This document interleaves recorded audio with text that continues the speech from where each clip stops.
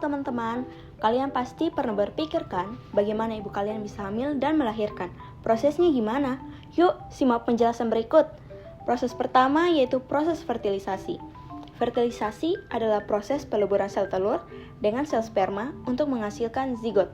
Namun, sebelum kita membahas proses fertilisasi, kalian harus mengetahui mengenai struktur sel sperma dan sel telur. Sel sperma terdiri dari 3 bagian. Bagian pertama yaitu bagian kepala. Pada bagian kepala terdapat akrosom yang mengandung enzim hyaluronidase untuk membantu sperma menembus lapisan sel telur yaitu corona radiata. Dan juga terdapat nukleus yang memiliki kromosom haploid untuk materi genetik. Selanjutnya, bagian kedua yaitu bagian badan, terdapat mitokondria sebagai penyedia ATP atau energi untuk menggerakkan ekornya sperma. Dan bagian terakhir yaitu bagian ekor yang terdapat flagela. Flagela pada bagian ekor berfungsi sebagai alat gerak sperma. Selanjutnya, pada struktur sel telur terdapat corona radiata. Corona radiata merupakan bagian terluar ovum yang terdiri dari sel-sel granula dari folikel. Kemudian terdapat zona pellucida yang bekerja sebagai pelindung ovum dan reseptor spermatozoa. Dan juga terdapat membran plasma atau membran vitelin sebagai penanda dan pemberi sinyal jika sperma telah masuk. Proses fertilisasi terjadi dengan cara sel sperma akan masuk melalui vagina dan menuju ke uterus. Lalu sperma pun akan melalui uterus pergi ke tuba falopi. Lalu di tuba falopi, satu sel sperma akan menembus lapisan terluar ovum atau yang disebut juga dengan corona radiata dan tembus hingga nukleus.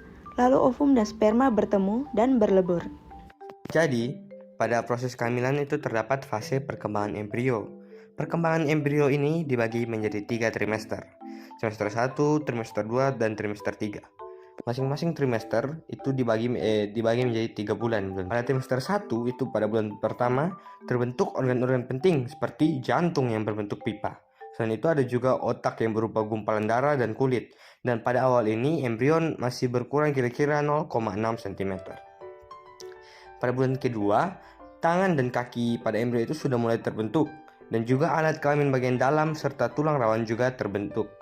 Dan pada saat ini embrio juga berukuran sudah tambah sedikit yaitu kira-kira 4 cm. Yang pada bulan ketiga itu organ tubuh sudah lengkap serta organ kelamin luar juga sudah lengkap. Jadi pada bulan kedua dan bulan ketiga itu hanya fokus pada organ-organ tubuh. Pada trimester 2 atau itu bulan ke-4 sampai bulan ke-6, pada bulan ke-4 tuh embrio itu namanya berubah dipanggil jadi janin. Dan pada saat itu janin sudah mulai bergerak aktif. Pada bulan ke-5 itu janin lebih aktif bergerak lagi dan dapat memberikan respon terhadap suara-suara keras dan juga janin mulai menendang. Dan alat kelamin dari janin ini bisa dilihat melalui USG. Pada bulan ke-6, janin itu lebih aktif dan dapat memutarkan badan atau posisi. Jadi pada trimester 2 ini embrio berkembang menjadi janin di mana perkembangannya lebih pusat kepada seperti pergerakan atau keaktifan dari sebuah janin. Pada trimester ketiga itu bulan ke-7 sampai bulan ke-9, pada bulan ke-7 itu janin juga mulai bergerak dengan kepala mengarah ke liang vagina dan pada bulan ke-8 tuh janin itu menjadi semakin lebih aktif dengan bergerak dan juga menendang-nendang. Dan pada bulan ke-9 itu posisi kepala janin menghadap liang vagina dan bayi siap untuk dilahirkan. Selanjutnya, bagaimana cara atau proses menjaga kandungan? Yang pertama, ibu harus makan makanan yang bergizi karena dapat membuat janin bertumbuh dengan baik. Makanan yang bergizi itu seperti telur, kacang almond, tahu, dan buah jeruk. Yang kedua, tentunya ibu harus minum vitamin karena vitamin dapat membantu melengkapi dan menambah nutrisi ibu dan anak. Yang ketiga, ibu harus olahraga dengan teratur. Olahraga yang disarankan untuk ibu hamil adalah yoga, karena yoga bisa mempermudah ibu pada saat persalinan loh.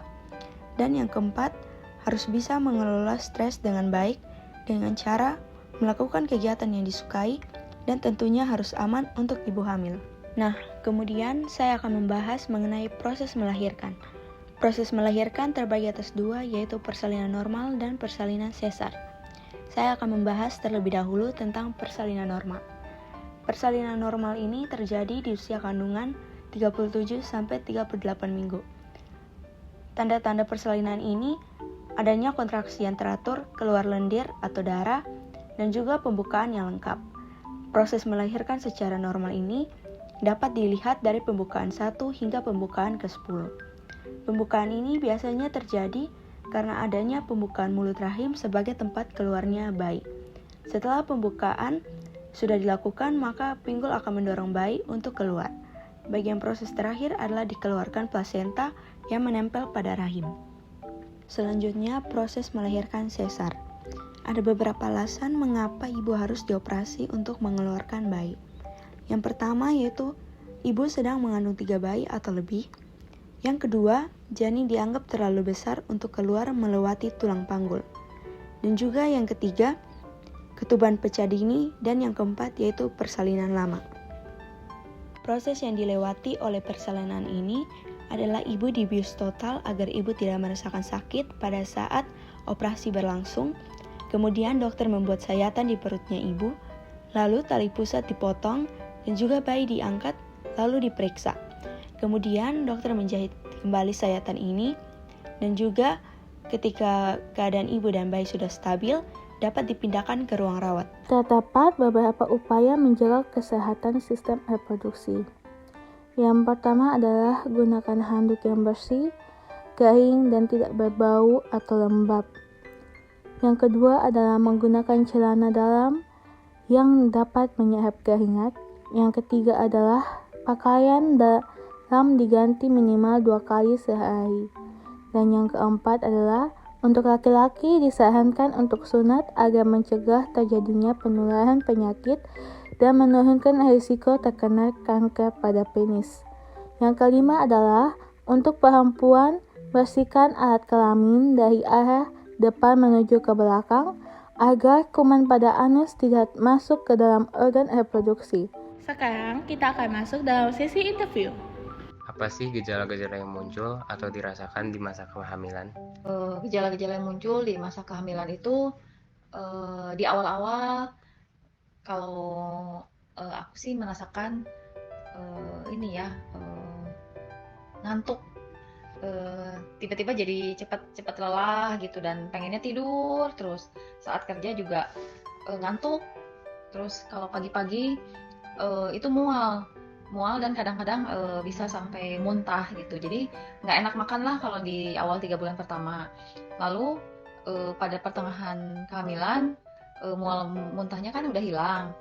Dia itu jadi enak makan, jadi semua dimakan, makanan kesukaan, makanan apapun rasanya enak gitu. Jadi banyak makan. Terus yang kedua mulai merasakan tendangan-tendangan si bayi di perut gitu. Dia nendang lah, dia bergerak, kadang-kadang sikunya itu nonjol di perut kayak gitu. Yang ketiga, kalau waktu udah hampir-hampir melahirkan sangat besar, yang dirasakan itu kaki bengkak dan sering kram gitu. Juga jalan itu berat gitu karena si bayi di dalam perutnya juga udah berat gitu. Itu sih yang dirasakan. Ada yang dirasakan pada saat kehamilan setiap bulan. Yang saya rasakan itu pada bulan pertama. Waktu itu, waktu saya merasa bahwa sejak saya merasa menstruasi saya terlambat, itu saya sudah mulai merasa seperti agak mual-mual. Terus yang bulan kedua, mual saya mulai agak bertambah sampai saya kadang merasa muntah. Saya muntah, saya tidak suka makan, tidak suka minum, dan saya tuh hanya suka tidur-tiduran. Terus bulan yang ketiga, mual dan muntah saya makin terasa. Saya itu tidak suka makan dan minum. Kalau duduk rasa mual, jadi saya tuh pingin hanya mau tidur saja. Terus saya juga tidak suka cium makanan atau nasi yang baru matang. Saya juga suka melihat orang yang makan yang sangat lahap. Terus seandainya misalnya saya itu ngidam sesuatu itu, setelah dibelikan saya tidak suka makan, tapi saya senang melihat orang lain makan makanan tersebut. Setelah masuk ke bulan keempat, rasa itu masih sama seperti pada bulan yang ketiga. Masuk lagi pada saat bulan yang kelima, masih sama juga seperti bulan keempat, tapi rasa mual dan muntah saya mulai agak berkurang dan saya mulai bisa makan sedikit demi sedikit.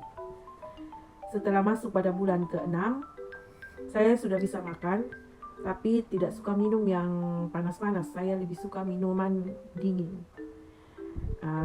Kalau susu pun saya hanya mau dibuat terus dimasukkan ke kulkas baru saya minum. Saya tidak suka yang panas-panas.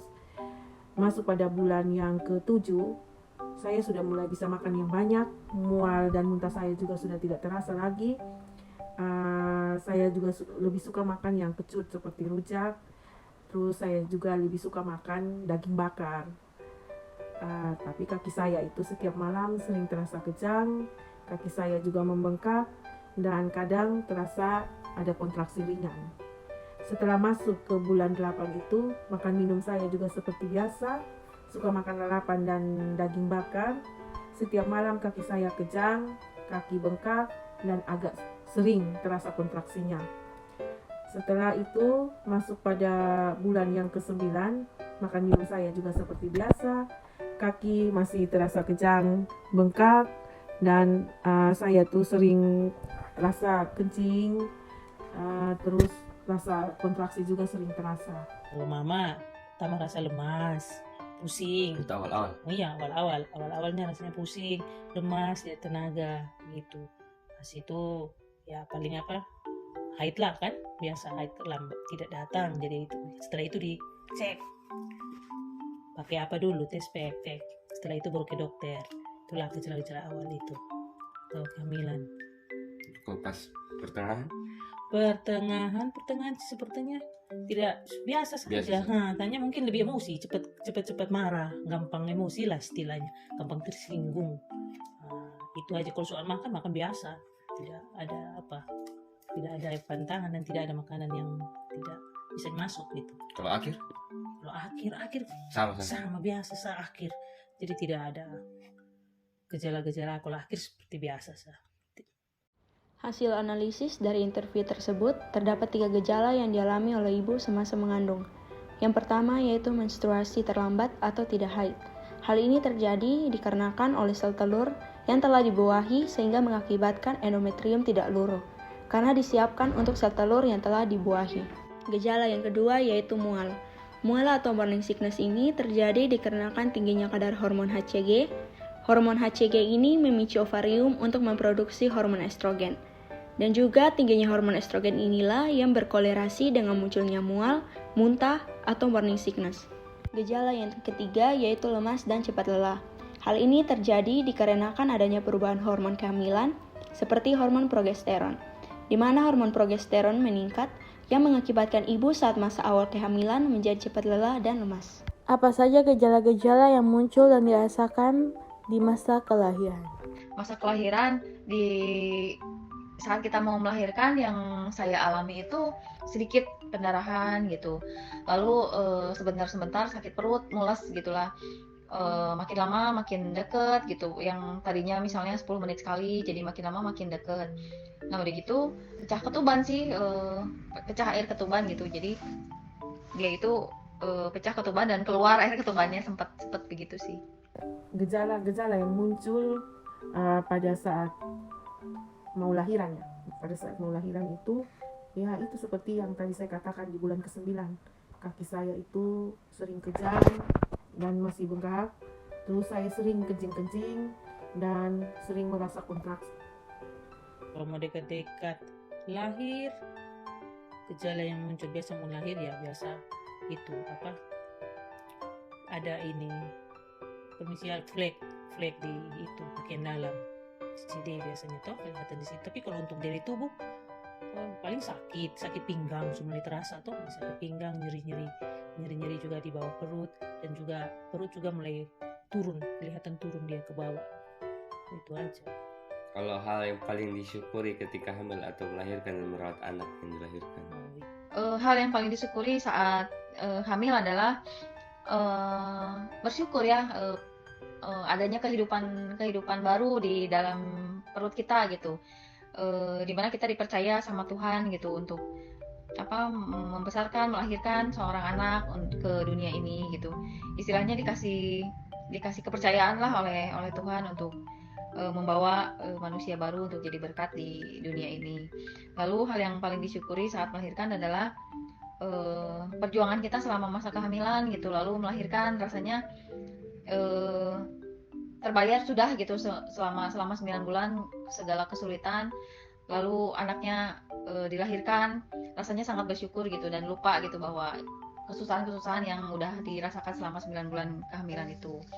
Lalu hal yang paling disyukuri dalam merawat anak adalah ya bersyukur ya, karena anak itu adalah darah daging kita, buah cinta kita gitu. Ada seorang manusia yang merupakan bagian dari diri kita yang lucu gitu. Bersyukur banget dikasih kepercayaan untuk membesarkan dan merawat anak-anak itu gitu. Apalagi kalau saya sih sedang saat memandikan mereka gitu, sambil bercanda, sambil main air, dan biasanya mereka juga banyak senyum gitu. Hal-hal yang patut disyukuri itu pertama-tama kami sangat berterima kasih kepada Tuhan karena Dia telah memberikan kami anak. Karena kami semua tahu bahwa di mana orang-orang yang telah menikah itu pasti akan menambahkan seorang anak. Terus hal yang kedua yang patut saya syukuri yaitu saya bisa menjadi seorang ibu, di mana saya bisa seperti ibu-ibu yang lainnya bisa mengandung, bisa melahirkan, bisa menyusui, dan juga merasakan seperti apa yang dirasakan oleh ibu-ibu yang lain. Iya pasti yang disyukuri ya, berarti Tuhan sudah kasih Tuhan kasih anak, itu paling disyukuri itu. Semua orang kan, apalagi orang tua kan pasti yang menjadi salah satunya ya itu mempunyai anak. Tidak, karena ada juga orang yang tidak dikasih Tuhan ini dikasih kepercayaan Tuhan, jadi kita sangat bersyukur. Tindakan apa saja sih yang ini lakukan dalam menjaga kandungan di masa kehamilan? Pertama jelas nggak makan dan minum obat sembarangan, menghindari obat-obatan yang dilarang untuk ibu-ibu hamil. Bahkan kosmetik juga, untuk kosmetik yang dilarang untuk wanita hamil nggak dipakai lagi. Juga menjaga cara kita bertindak, berjalan lebih hati-hati. Juga menghindari diri dari lingkungan sekitar kita yang perokok, misalnya ada di lingkungan kerja atau di kendaraan umum yang merokok, yang kita hindari itu sih.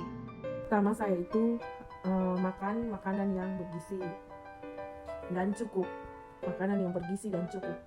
Terus saya juga bagaimana untuk istirahat yang teratur. Terus setiap bulannya saya rajin memeriksakan ke dokter kandungan. Saya juga minum obat yang diberikan secara teratur. Terus saya juga melakukan vaksinasi untuk ibu hamil. Kontrol ke dokter mulai dari awal kehamilan sampai mau dekat-dekat melahirkan. Itu batasi makan? Batasi makan, iyalah mulai kalau awal-awal bulan sampai sekitar 8 bulan makan biasa saja. Hanya sudah mulai memasuki 9 bulan ya makan mulai kurang makanan macam manis-manis, minum es, yang dikurangi lah. Makanan yang lemak-lemak, lebih banyak ya makan sayur. Jadi kesimpulan yang kami dapat pada wawancara kali ini itu gejala awal yang dirasakan para orang tua ketika bulan-bulan awal itu merasa mual, cepat lelah, dan tidak memiliki selera makan yang baik. Dan pada pertengahan bulan para orang tua mulai memiliki selera makan dan adanya tanda-tanda atau tendangan-tendangan dari si bayi di dalam perut. Lalu pada bulan akhir kaki itu terasa kram atau kejang hingga bengkak-bengkak. Dan pada masa kelahiran adanya pendarahan dan meningkatnya mules atau sakit perut. Orang tua kami merasa bersyukur kepada Tuhan karena telah dikaruniai anak dan perjuangannya selama masa kehamilan dan kelahiran telah terbayar. Sistem reproduksi sangat penting bagi kehidupan manusia.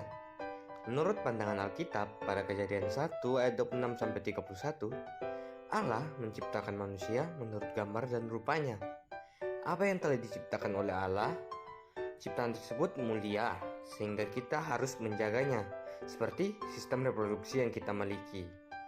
Allah memberi kita tugas yang terdapat pada Kejadian 1 ayat 28 untuk beranak cucu dan penuhi bumi.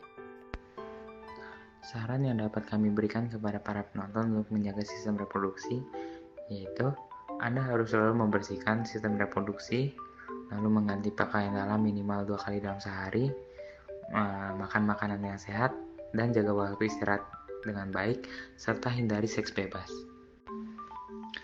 Sekian dulu wawancara dan informasi yang dapat kami berikan. Kiranya video ini dapat bermanfaat bagi kalian semua dan dapat memberi pengetahuan yang benar mengenai gejala dan hal yang dirasakan ketika hamil dan lahir, serta cara menjaga sistem reproduksi agar tetap sehat. Terima kasih.